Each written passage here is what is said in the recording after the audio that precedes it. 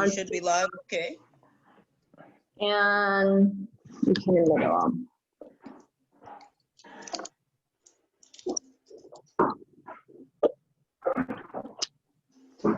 Hello,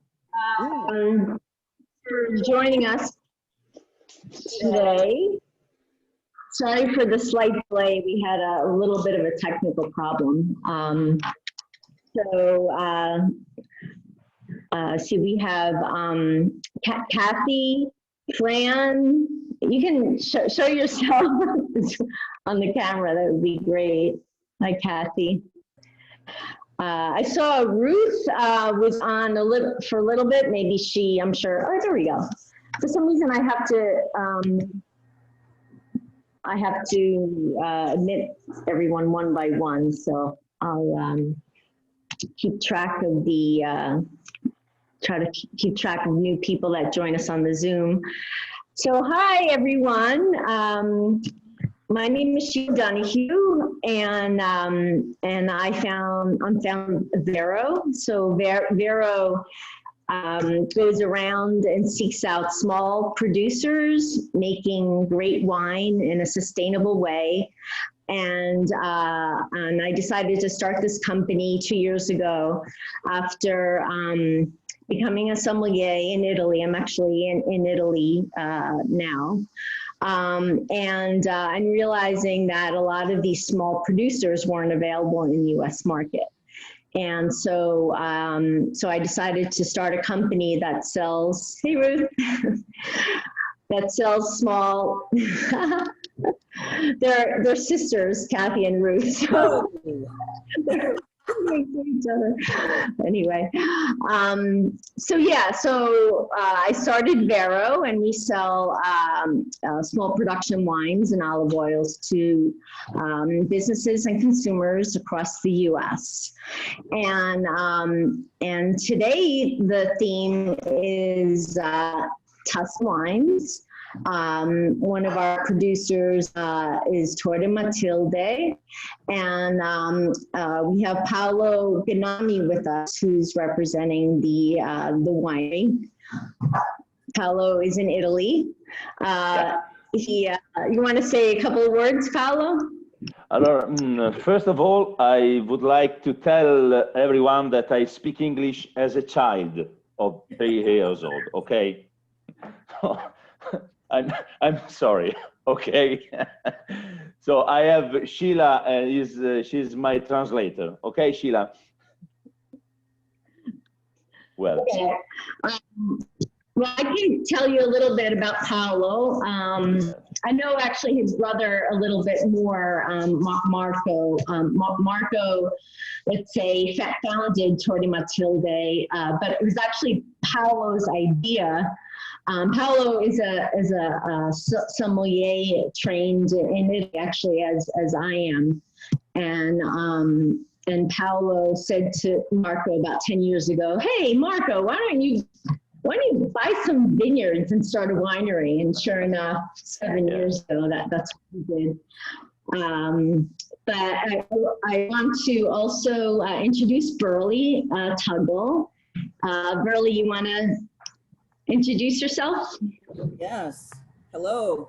My name is Burley Tuggle. I am the owner of the Divino Tasting Room, Eatery, and Lounge in Newark, New Jersey. So I don't know if anybody on here is in Newark or New York area, but that's where I am based. And so I have a wine tasting business, and it all started from my meetup group, which is called the Sippers Delight Wine Tasting Social Club. And both of those entities combined are 11 years old. So this is actually leading up to my anniversary. And I just love to teach people how to taste, appreciate, and evaluate fine wine. Well, Burley's also, I think, really a really good educator on wine. So, so she's going to be basically leading us through the tastings as well. Yeah, so basically, while we do have an agenda, of course, we'll be talking about Torre Matilde and tasting the wines. Everyone on the call so far actually has bought them, which is great. So you have them taste, and but we want this we want to make this interactive. So there's at this point,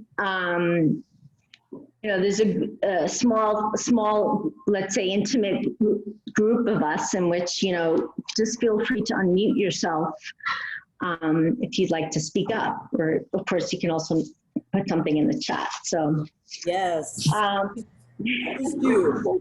I see everyone is muted, but it'll be a lot better if we can interact. And so no worries about, any silly questions or anything like that. The purpose of this is for us to really enjoy the wine.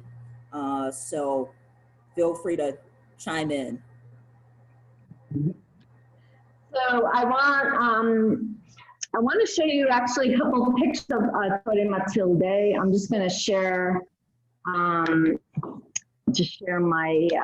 screen here. And let's start with what is Torre Matilde. So hopefully you'll be able to see. Here we go. The picture. So Torre means tower in Italian, and that's Torre Matilde. That's the Matilde Tower. Matilde was a ruler in the medieval times in Italy. She was in like central and northern Italy. I think for women, I think it's cool to think that in medieval times there was a ruler, a woman ruler, I want to say. But anyway, so the winery is just a couple of miles away from this tower. The town is called San Miniato, and San Miniato is between Florence and Pisa. So this is let's say the western, basically the western side of Tuscany. Yes. It's 40 kilometers away from Florence. It's between. Yeah. Is halfway between, right? Halfway between Florence and Pisa. Yes. Yeah. And the farm is on the hills, about 200 meters above the sea level. And here the soils are is correct, clayey and calcareous. Okay, calcareous. That's kind of a technical term. I know Ruth, you can unmute yourself, or Burley. But in English, I guess calcareous, right? Did you say that, Burley? Calcareous. Say calcareous. Calcareous. Okay. Yeah, just like you said it. That was perfect. Okay. Okay. Okay. Here there is an excellent ventilation because it is on the top of the hills and above an excellent exposure for the sun. Okay, this is very important for the health of the grapes. Once this was the bottom of the sea. In effect, on the label you can see, and this is the name conchiglia. Wait, please. Conchiglia is I haven't translated. It's a shell. Seashell. Perfect. Excuse me. Perfect. Seashell. If you have the wines, you'll see all of them have like a shell and an animal, because At one point, it was under the sea. So, in fact, I just saw Paolo's nephew Lorenzo, who's the one that looks after the vineyards, and he says he finds seashells all the time when he's, when he's there working in the vineyards. So, so just a couple of words about the history of the winery way before Marco and Paolo had had it, and actually there's documents that go back to 780 AD, which is when which shows that that the land was already being used to cultivate cultivate grapes to make wine. Initially, they would make wine just for the family, and then in 1600s is when they actually started to make wine to sell, to other people. So certainly there's a lot of history behind, behind Torre Matilde. They are organic. So in Europe, it takes 5 years to get certified as organic. So the ones that you have actually don't mention it because it was the Torre Matilde has been going through that sort of waiting period to get certified, but the wines that you have are organic. They're officially certified as of 2020. And one thing that struck me as being pretty cool when I visited the winery was to find this hikers just kind of passing through, and so there's this old pilgrim route called Via Francigena.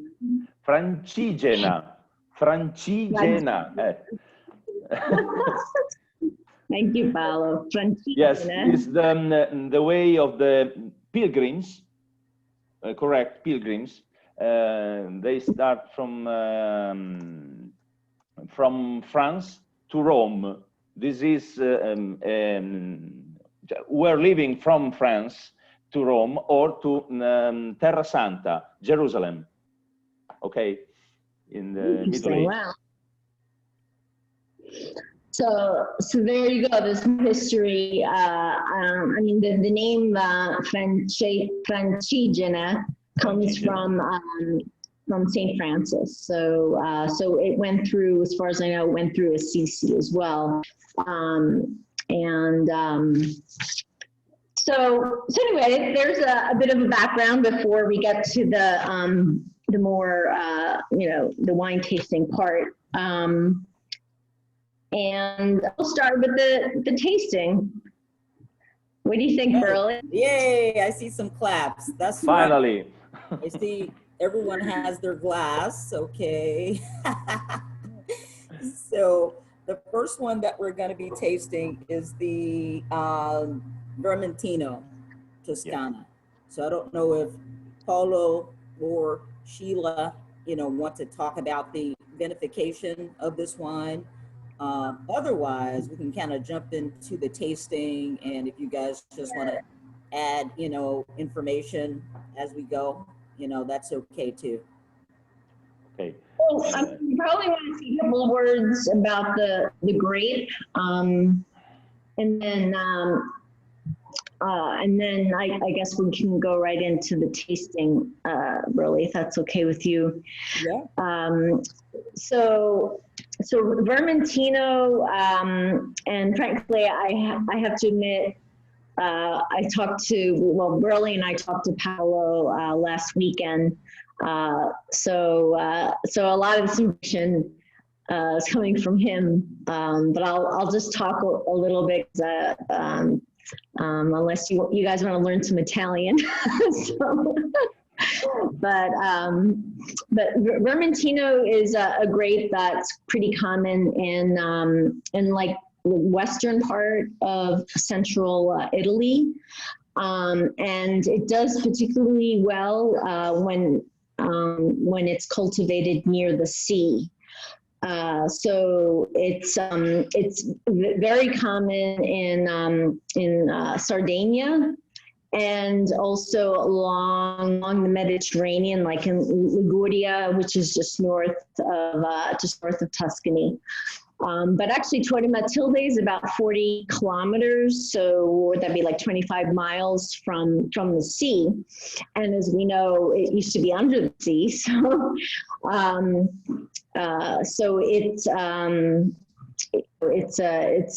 a grape that it's pretty common in Tuscany, right, Paolo? Yeah.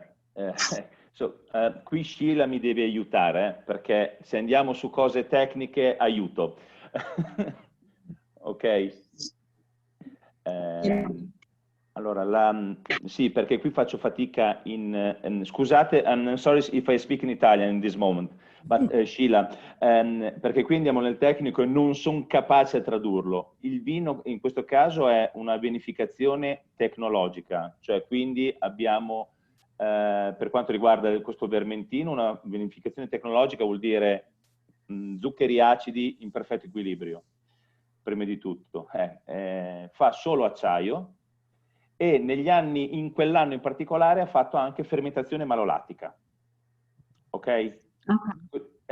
Capisci che facevo fatica a spiegarlo mi scuso, Sheila, ma questo è difficile per me dirlo in inglese. So all the wines that we're tasting today are unoaked. Some are in cement and some were fermented in stainless steel. So this Vermentino was fermented in stainless steel. It went through malolactic fermentation.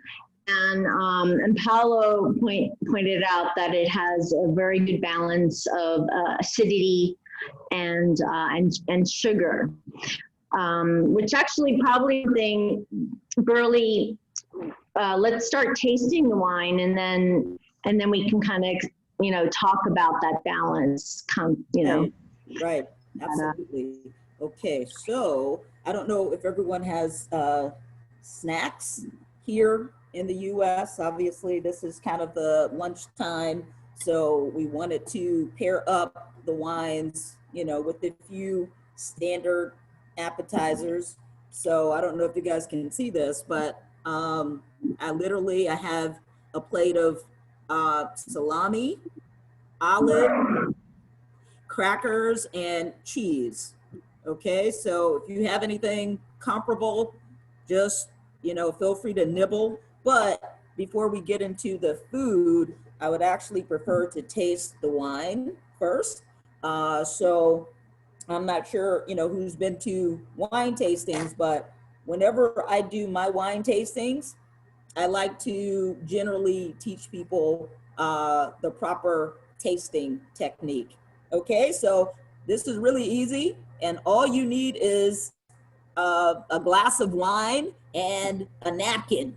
Okay, so if everyone has a white napkin, thumbs up. Nod your head. Mari, mi porti una right? Marica? You can clap on the thing, right, if you want to. Oh, I love how people are going to get their napkins. I see a Packers jersey. Okay, Kathy. Woo, okay. I'm not even a football fan, but go Packers. Okay, so I don't know if you guys also got the handouts, but Sheila might have emailed this to you guys, and this is my synopsis of how to taste wine. Okay, yeah, I see the tasting notes, and within that email, you might have also gotten, you could just say Burley's how to taste wine notes, okay? If you didn't, don't worry. It's pretty standard, okay? Some people like to call these the 5 S's. So so you guys get the idea. But step number one is C, right? So if you guys want to unmute yourselves, you can feel free because I tend to ask a lot of questions. But what it is that we're trying to see is we're trying to see the clarity. Okay, I just saw somebody wave. Was that a signal? Oh, okay. I'm not sure what the wave, okay. So we want to see what we're drinking by putting your glass up against a white background, okay? So with the napkin, you should be able to see if the wine is clear. So question number one, is it clear? Yep. Yes, very good. The second thing that we're trying to see is the color of this wine. Does anybody want to guess? Anybody want to unmute? What color is it? Okay, I see some lips moving. I think somebody might have said yellow. So if you said There we yellow, go. you're absolutely correct. Yay, all right, I can hear some voices. Does anybody notice anything about this? The third thing is that we're gonna look for is the intensity of that color. Okay, is it light, medium, or dark yellow? Pale yellow with gold highlights. Okay, I'm not sure who said that, but yes, wonderful. Okay, so I like how you notice that there's a goldenness to this wine. Okay, but it's still in terms of the intensity, I would definitely say it's not dark yellow. It's definitely it's on the paler side. You might even say it's medium. Okay, but all right, it's in between those two. Okay, so the next thing we're trying to see is legs. Does anybody know what legs are? Viscosity. Okay, I see some nods. Yes, Ruth, you wanna speak? Sure, it is a viscosity. It does not indicate whether the wine is good or bad. It indicates either a higher alcohol or a sugar content or a complexity. Beautiful. Okay, so how do we actually see them? What I recommend is that people do what I call a swerve. So this is not a swirl. This is just simply coating your glass and tilting it at a 45-degree angle, and then you could just come up. And what you're gonna start to notice is how the wine trickles down your glass. Okay, does everybody see legs? Yep. Yep. Okay, and just as Ruth stated, legs are an indication of the wine's body, okay, and alcohol. So the skinnier the legs are and the faster they are, that would be an indication of a lighter bodied wine. If the legs are more pronounced, okay, and slower, that would be the opposite of that, okay, a fuller bodied wine. Presumably with more alcohol, okay? Or depending on the type of wine, that could also be an indication of sugar, okay? All right, so let's move forward. What is the next step? Okay, the next step on here says swirl. So I like to combine swirl with step number 3, which is smell. So before we smell, it's always a good idea to swirl your wine. And why do we need to swirl? So put your glass down, okay, and swirl it by the base. Now, as we're doing this, does anybody notice something when you swirl? Okay, what we're doing is we are aerating the wine, and that's just a fancy way of saying we're helping the wine breathe, and technically we are releasing the gases. So when you swirl, you should be able to smell the wine much better. So try it out. Swirl it, smell it. Okay, what are we getting on the nose? Don't be shy.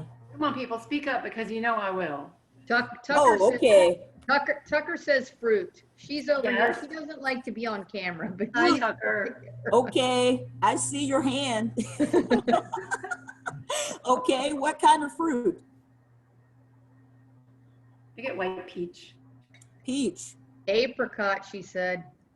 Yes, apricot. I'm Southern, so you know I have a little bit of a Southern accent, a little bit.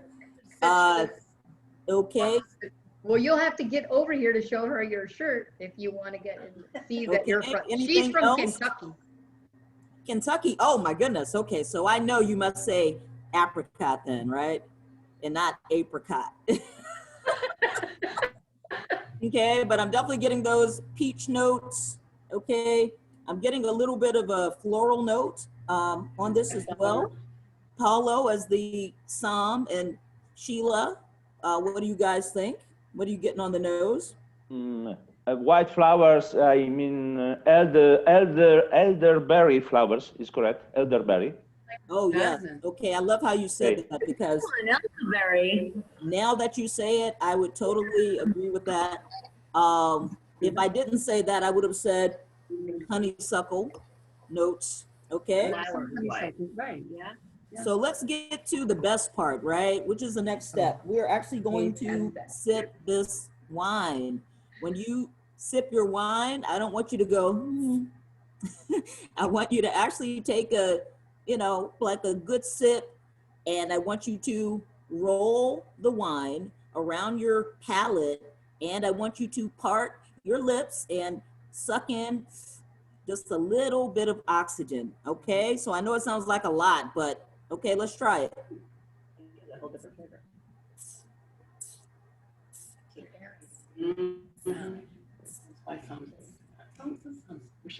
Okay, so first question is this wine sweet or is it dry? Dry. It's definitely dry.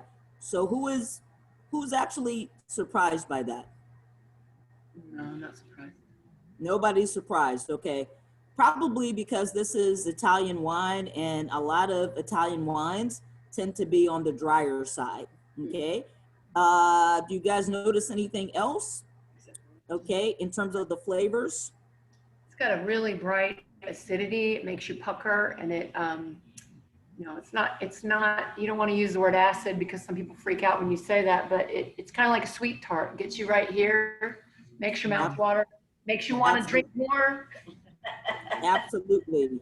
This is definitely a mouth-watering wine, and definitely, I know you don't want to say the A word, but it is definitely a little higher in terms of the acidity, and it literally makes you salivate. Okay, so if you're picking up on all of that, that is true. Okay, so and it's not a bad thing.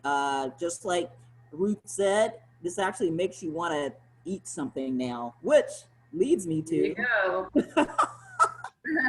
Okay, I promise you that I didn't plan that, but that was a perfect little segue for a pairing.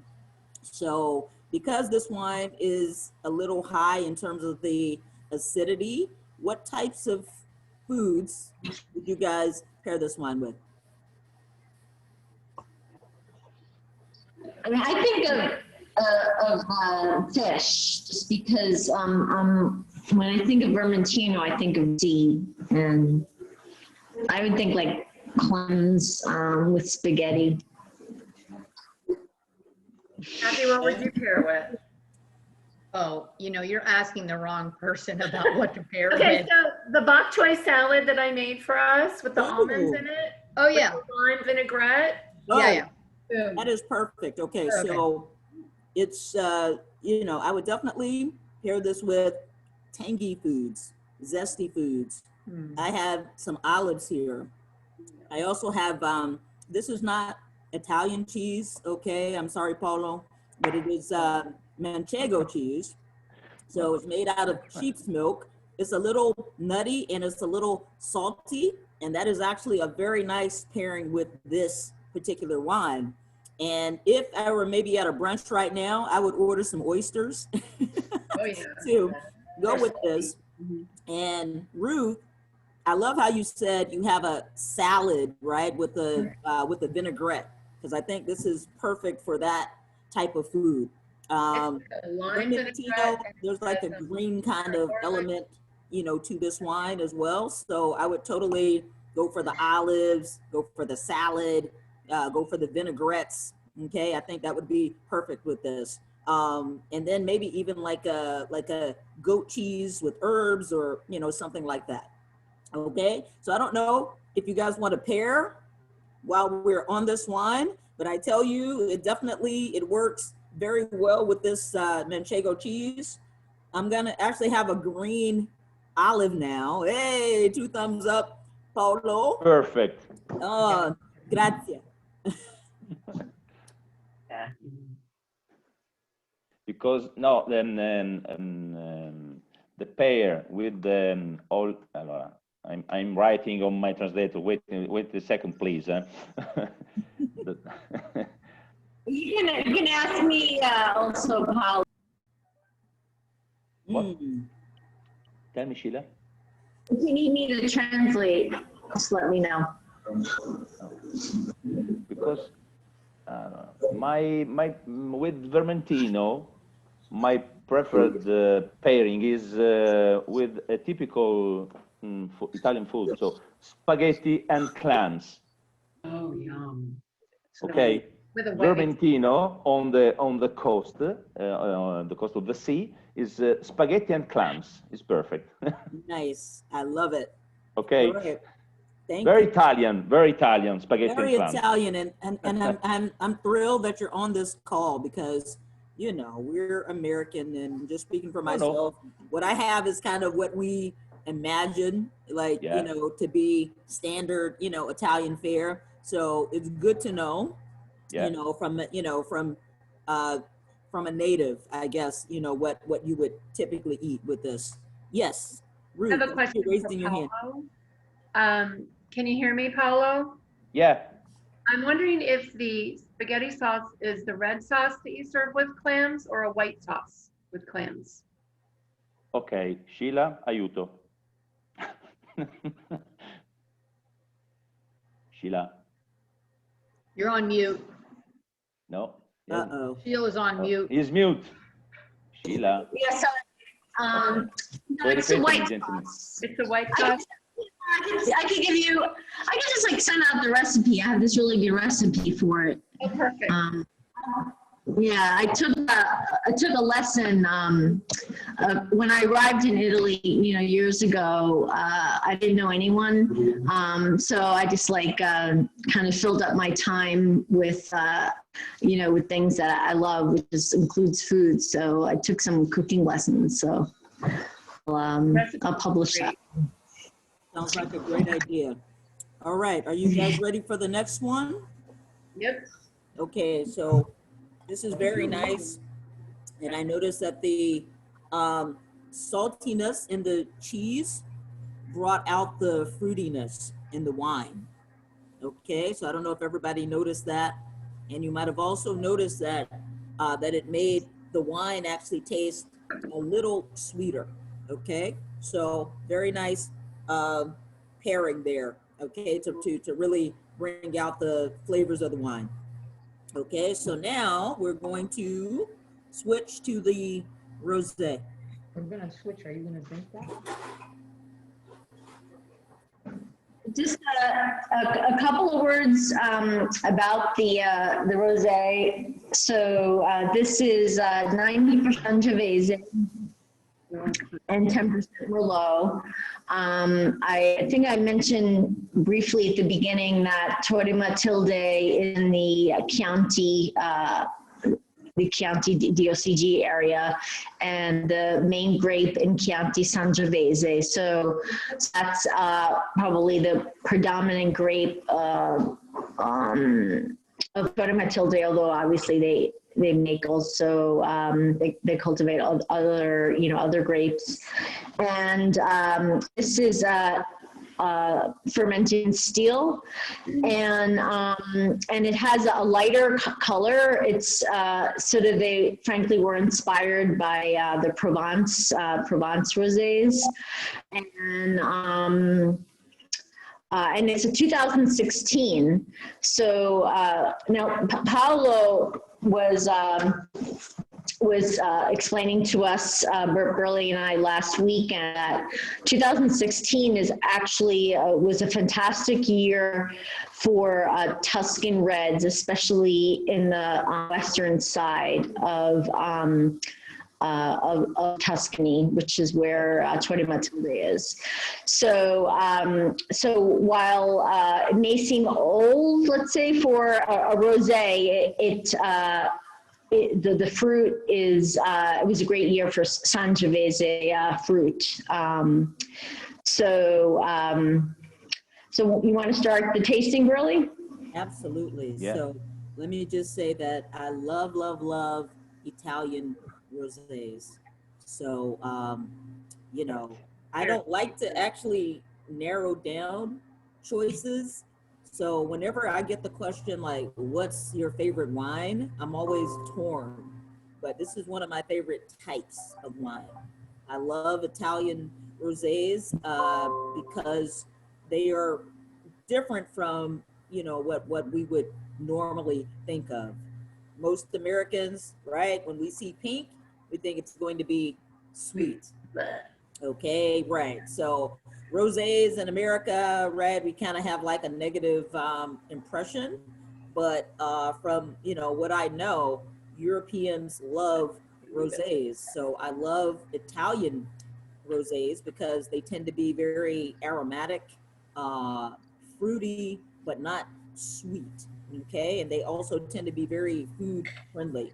Okay, so now that we know how to taste, we can kind of zip through the process. So again, get your napkins ready.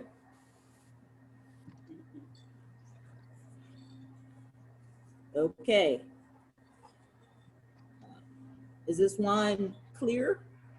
Yes. Yes. Yes. And what color would you say it is?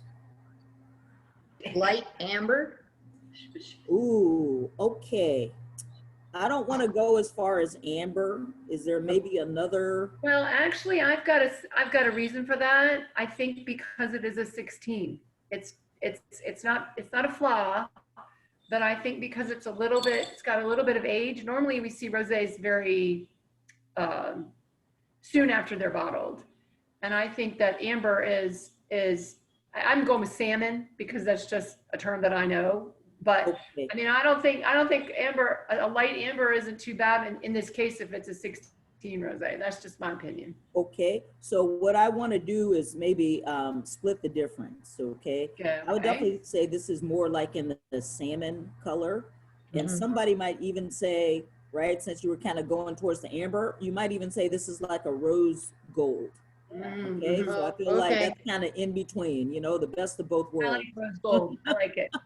Okay, so salmon, rose gold, it's still relatively pale in terms of the intensity. And let's check out the legs on this one. Again, not a swirl, but more of a swerve, or you can tilt your glass at a 45-degree angle and turn it up. And what do you guys notice about the legs? And on this particular one, we're going to do something. We're going to, I guess we can't really do it because you guys already have all the information, but normally I would have people guess the alcohol content on this one. Okay, so FYI, 12% and under is considered to be light bodied. 12 to about 13 and a half is medium bodied. 13 and a half plus is definitely a fuller bodied wine. So just based on the legs, do you think this is a light, medium, or full bodied wine? Well, mine are running pretty quickly. Brilliant, okay. Kathy. I'm going 12.5. 12.5, okay. All right. Anybody else want to guess, even though I can clearly see what it is on the bottle? But That is absolutely correct. So 12.5 would make it what? Is it light? Is it medium, or is it full body? Lightish. 12.5 will put it in the medium bodied range, okay? But we're going to confirm that by actually tasting the wine, okay? So now let's go ahead and put our glasses down and swirl. Okay, I see somebody talking about the wine with Ruth. Anybody want to chime in? Yes, this is my friend Charlotte. Hi. Hey, Yeah. welcome. Yeah, feel free to jump in there too. Okay. She's my guest for the tasting. That is beautiful, right? Because if you order these wines, now I have 3 bottles of wine open. And obviously there's only one of me. So I definitely intend to share this with my customers. And tomorrow is actually my birthday. So Oh, you're going to go to dinner with me tonight. happy birthday. Thank you. Super. All right. And FYI, tonight I'm having sushi. So I think, you know, this is definitely going to go, you know, well. Okay. So let's go ahead and swirl this and smell it.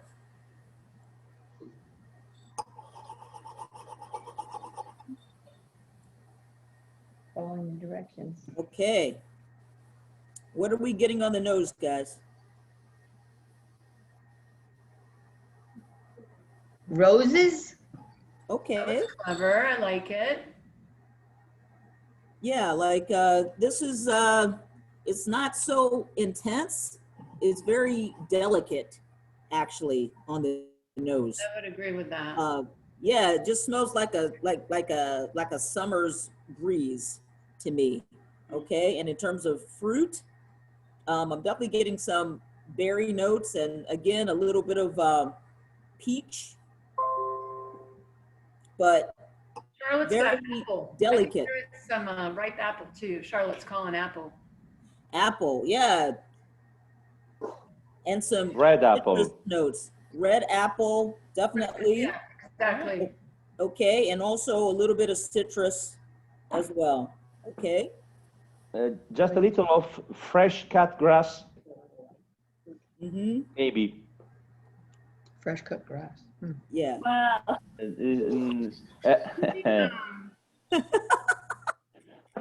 I'm almost getting a little bit of tropical along the lines of like not really mango, but it just there's this little bit of a hint of tropical sweetness on this. You know what I want to say? I want to say guava. I was just gonna say, wow, Wow. Guava, yeah. mind reader. Along with all your other gifts, you're a mind reader. I'm telling you, it's there. Right? As soon as you said tropical, I'm like, yeah, Guava, yep. guava. And I'm actually impressed that we're getting all of these aromatics, okay?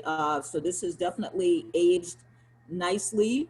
Sheila, I don't know if we talked about any aging on this one, but stainless steel, correct? Yeah, stainless steel. Stainless steel, so that definitely helps, okay, in terms of preserving some of that freshness, okay? Let's go ahead and taste this wine.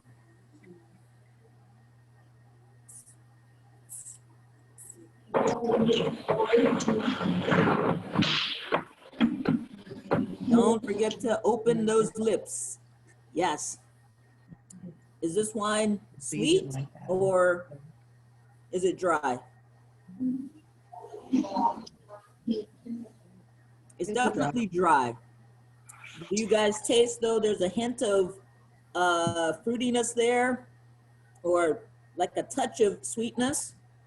Okay. When you have that touch of sweetness, we would call this wine off dry. Okay, so it's not like a bone dry. There's a little hint of sweetness to it. So that would make it off dry. So I have a question about that. Paulo, is there actually residual sugar on this wine? Paulo, you're Unmute. yes, unmute. Unmute you. Non ti sento. Sheila, okay, sorry. Aiutami che non ho capito la domanda. Ha chiesto Sì. la zucchero residuo.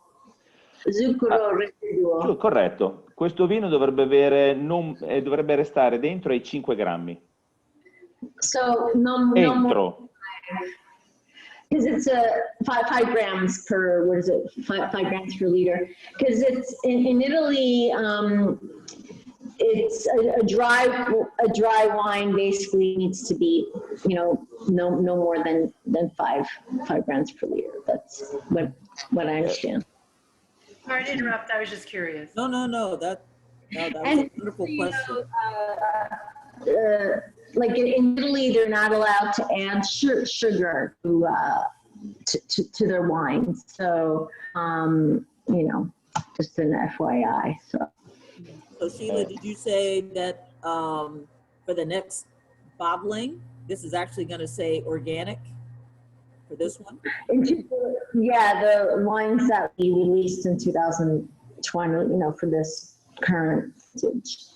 Okay, so would you guys say that, you know, for the people who are concerned about the sulfites, you think, you know, organic, no, in terms of that? Well, basically, they're going to be officially certified as organic, the EU certification, and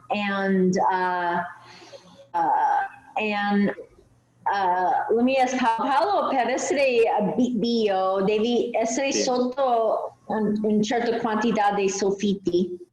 Allora, no, non è tanto i solfiti. Diciamo che a parte la conduzione agronomica, quindi la conduzione proprio della resa delle piante, dell'azione contro i parassiti, puoi utilizzare, vedo se te lo posso dire in inglese, così magari possiamo fare... puoi usare solo zolfo e rame. So, Okay. So Paolo was saying there isn't, as far as he understands, a clear, let's say, you know, guideline about sites to be organics certified. So that's basically up to, you know, up to each producer. So You can use only sulfur and copper. Is correct, copper? Okay, and copper you have maximum 6 kilos in 5 years. Oh, wow. And stop. Wow. farmings. There are the limits allowed by law for the organic method in Italy. Okay. Thank you. You guys want to try some pairings? Yes. So I love rosatos because I feel like they're very versatile. So if you have some salami, or I don't know, some people don't really eat meat, but I would think of pairing this up with a salmon. I don't know why, but I'm thinking of like lentils would be very nice with this. I'm gonna have some salami. So what do you guys want to pair it with? What do you guys have there?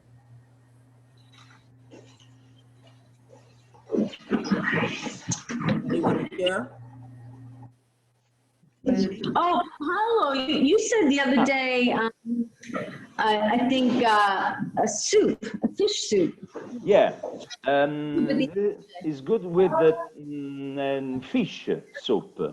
You know, caciucco in Livorno is typical from Tuscany. Is a Tuscan fish soup. It's very good. You know, But you can pair also with the Parma ham. Is good. With mushrooms, with truffle. Remember that in San Miniato is the third place in Italy for the priced white truffle, San Miniato, where we have the farm. But also, if I can, the rosé with pizza margherita. margarita pizza. Like That's it. perfect. That's something that I can make easily. So thank Maybe you for that. sparkling, but also dry. It's very simple, Yeah, right? Just the tomato sauce and the mozzarella. yeah. And Just that's it. mozzarella and tomato. Stop. That's it. Okay, so let's taste this one last time, and let's talk about the finish on this wine. Is it a short, moderate, or long finish?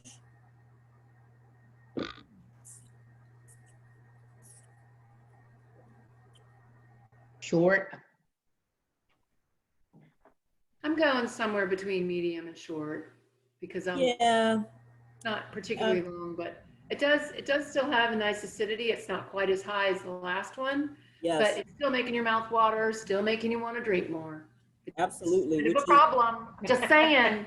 no, I'm telling you, that's wonderful, right? With 4 years of aging, for That's it to amazing. still have that I quality, have to think say, is I very have a confession to make, and I don't know if Paolo can follow me on this, but when I sell rosé, I usually tell my customers that they need to be fresh, and that's because there are many, many rosés that are made that are intended to be drunk in the first 2 years that they're made. You know, there are places in the world, you know, that make fantastic rosé that can last longer, and it depends on the winemaker and the practices. But those places are not on the radar of most of the people in the American public. But this is beautiful for a 4-year-old rosé. I am, and as Sam, who's been in this business for 18 years, I am like loving this wine. So bravo. Thank you very much. Thank very you very nice. much. I'm Thank also you. very impressed by this one and pleasantly surprised. Too. And Yeah. again, I'm pairing this up with some sushi. Making me want Wow. sushi. Yeah. I'm definitely sushi, gonna yeah. have a salmon Good roll. idea. Good idea. Agree. Yeah, We do want to get some sushi. very nice. You Okay, guys should get so sushi, Kathy. I think I gotta go pick up some sushi. I'm telling you, I've just been craving it, so it's definitely, Well, I want it. Tucker is all about making chicken wings for later, so I'm not sure any of this goes with chicken Oh, wait, wings. we haven't gotten to the Chianti yet. You might- Okay. But honestly, I feel like this is versatile. Yeah. Okay. You could totally go for some chicken wings with this. Perfect. I think it. We I think have it a little bit of you could pair this up with the Big Mac too. Okay, so she wants to make this fancy gorgonzola sauce to go with the Oh, chicken yeah. wings. Oh, yeah. Totally. Totally. Ooh, Yeah. All right, so we're saving this for the chicken wings. Got that is it. beautiful. So where do you live, Kathy? We live in southeastern Pennsylvania, not too far from you. Ooh, wow. We live about 15 miles west of Reading Okay. in a little town called Warnersville. Oh my goodness. Okay. Well, you're not too far from me because that sounds like a lovely dinner. Oh, Paolo, what's What do you that? got, Paolo? What is that? Gorgonzola cheese. It's Gorgon. He's muted, but he said Gorgonzola cheese. Oh, gorgonzola cheese. Okay, I'm He glad said gorgonzola you cheese. can read lips. Gorgonzola cheese. Ah, nice. Okay, so I'm gonna get the next one. Okay. See, so Tucker knows what she's talking about, Kathy. Never doubt her. She knows in the kitchen. All right. Well, yeah, but I've been the cook. Uh-oh. Okay, you guys ready for some Chianti? I'll switch. All right, so who's a red wine fan? Any red wine lovers? Yep. We got Charlotte over here. Okay, all right. Paolo, okay. Yeah. Nice. Honestly, again, I don't like to choose. If you know anything about Librans, we're always in the middle. You ask us a yes or no question, we're like, well, maybe. So I don't want to choose, and I don't have to choose. I can love all of these wines, So do okay? you want to know what my secret answer is for that? Do you What? have children? No. Okay, so I have 3. Oh, And okay. I always answer, if someone says, what's your favorite wine? I say, it's just like my children. It depends on the day.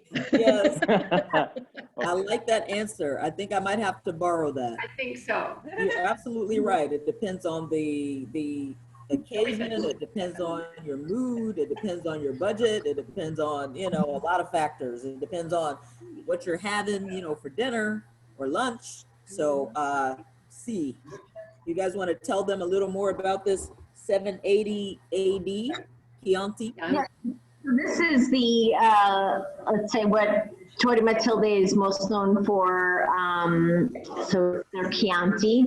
And Chianti is, it's a very historic wine. So there's, there actually was a recipe that, I want to say, Paolo, 1800 hanno fatto la ricetta per Chianti. Allora, te lo dico in italiano anche qui, perdonami. Allora, nel 1700 i De Medici hanno diviso le zone del Chianti e nella metà del 1800 il barone Ricasoli ha fatto diciamo, le regole per produrre il Chianti.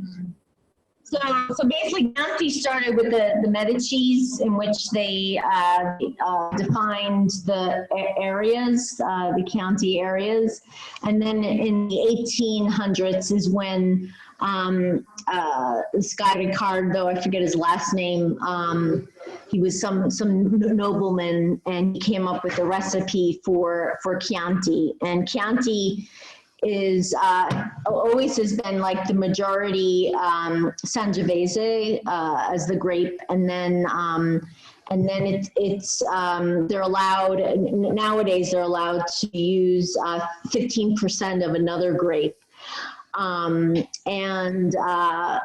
in the past, you know, going back a while. It was quite common to use white wine grapes, but now it's more common to use red wine grapes. And Paolo, questo è Malvasia nera, 15%. Esatto, corretto. So this is 85% Sangiovese and 15% Malvasia nera. Malvasia nera is a pretty fairly common grape. It's usually a blending grape from central and southern Italy. Sheila, perdona, volevo solo dire che a seconda delle annate può variare la quantità di Malvasia nera o può anche non esserci, per esempio, ok? Perché si fanno le prove di cuvée e esatto, la cuvée dice che ce ne vuole il 5, il 10, il 15, dipende dagli anni. Anche. So that's the whole advantage, frankly, of a blend in any case that you want, because every year, you know, every year the fruit is different. That they'll change the recipe, you know, depending upon the fruit of that year. But this is fermented in stainless steel and cement. So it's unoaked, like the other wines. So should we start the tasting? You should, yes. So now that you guys are pros, we can zip along. We can actually just skip to the tasting if you want to. But what I would like for everybody to do is at least aerate. So go ahead and swirl and smell. What are we getting on the nose? I'm surprised, I have to say, at how candied the nose is. Yeah. Chianti doesn't usually give me Jolly Rancher, for example. Whoa. And this is screaming Jolly Rancher to me. Oh my God, yeah. I'm definitely getting like just beautiful black and red fruits. Yeah. Black cherry. So black cherries, raspberries, maybe a little bit of pomegranate. Definitely fruity. Yeah, but now let's taste it, because sometimes what we smell is not exactly what we taste. Okay, so let's find out.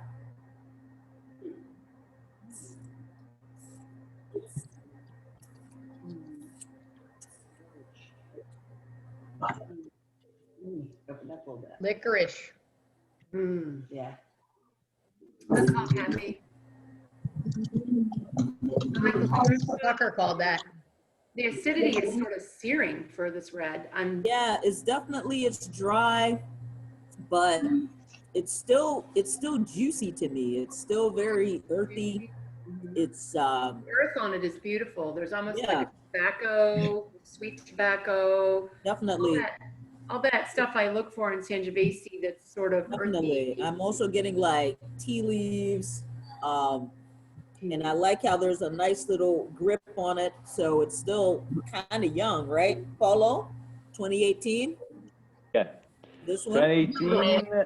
Okay. Oh, yes.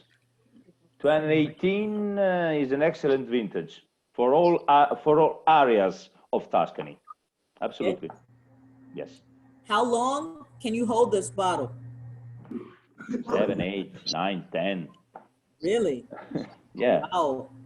Yeah. Really? Very nice. So obviously the cheese is a nice choice, okay, to go for right now.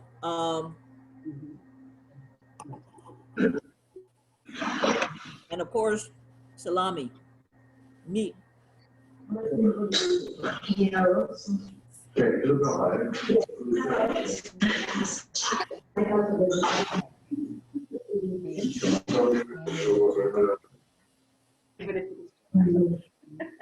like it.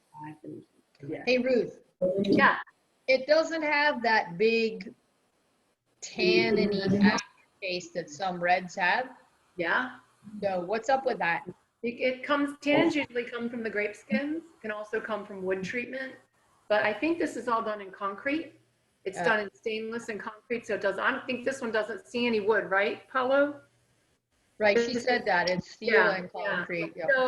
But it usually comes primarily from the grape skins, and it also winemaking, But I agree, it does have a little bit on, like she said, it's a little grippy.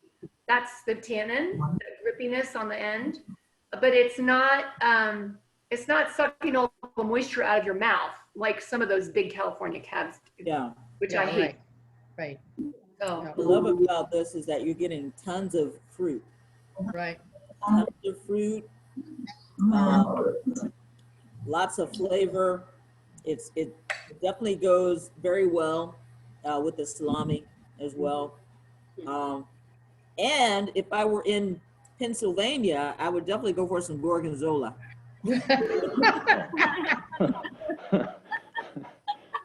But I'm not.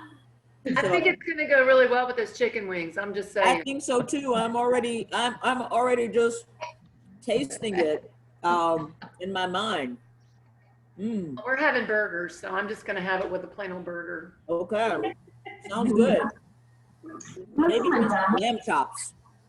It would be nice with this as well.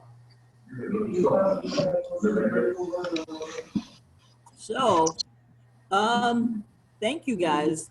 Sheila, I don't know if you want to close us out, or Paulo, but cheers. And this was a lovely afternoon tasting. Yes, I love your glass over there, Kathy, okay, and company. To introduce here too, they've been trying to keep quiet, but.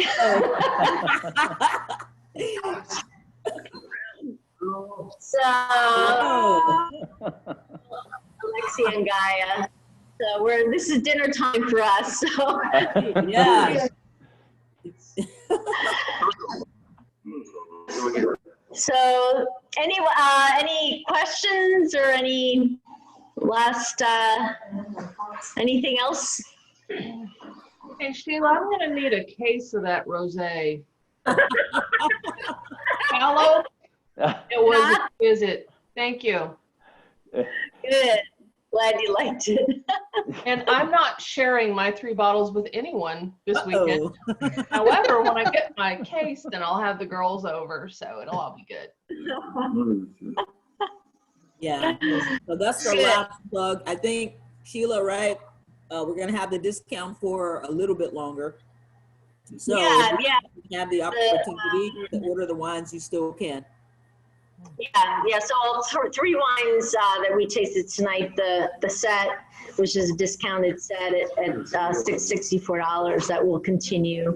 And that also, when you buy it includes shipping. So if you're buying other wines, then it's basically free shipping for any add-on wine as well. So. I think it's a great deal. It is a great deal. I just want to say thank you. Thank you. This was great. Thank you. Paolo and company. This was Yeah. a true pleasure. Thank So, you. I want to thank everyone for the opportunity, and especially thanks to Sheila and Barley. Thank you very much. Thank you, Paolo. Yes. Thank you, Sheila and company. All the lovely ladies on the call. Cheers, everybody. Thanks, Barley. Cheers. Cheers. Cheers. Cheers. All right, salute. Salute. Salute. Salute. Ciao, Bella. Ciao. Bella. Ciao, bella. Bye. Fantastico. See, we could be good drinking buddies. I'm just saying. Bye.